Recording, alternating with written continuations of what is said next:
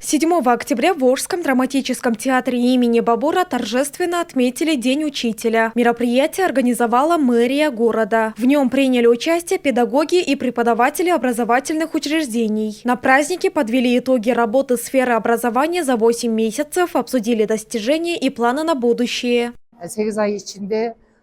С начала этого года мы уделяли особое внимание сфере образования и верим, что это создает основу для воспитания интеллигентных и успешных личностей будущего. Наши ученики, которые готовятся к олимпиадам, обеспечиваются горячим питанием 3 раза в день и показывают хорошие результаты. Особое внимание уделяется подготовке к ОРТ. Учителя демонстрируют высокий профессионализм и преданность своему делу.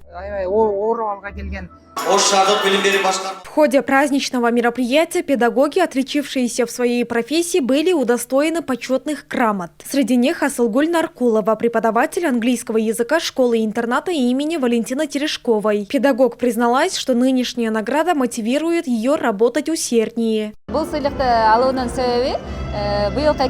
Сегодня я была награждена почетной грамотой мэрии города Аша. Думаю, эта награда вручена за то, что в 2025 году я заняла призовое место на республиканском этапе конкурса «Учитель года». Ранее получила нагрудный знак «Отличник образования». Очень приятно, когда твои успехи признают и оценивают. Это вдохновляет работать еще лучше.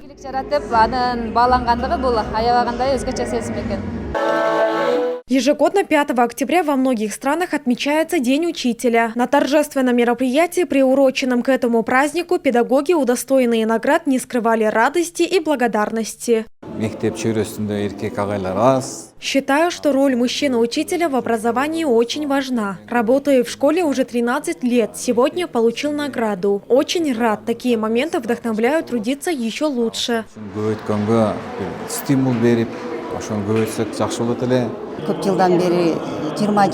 Я работаю в этой сфере уже 20 лет. Получив награду к профессиональному празднику, я очень обрадовалась. Это стало для меня мотивацией трудиться еще усерднее и воплощать новые идеи. Поздравляю всех учителей с праздником.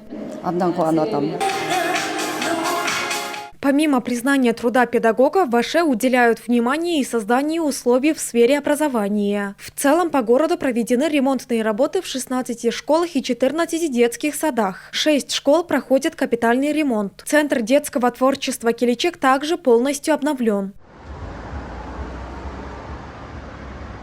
Айтунук Мамытова, Уран Адишев, ЛТР Ош.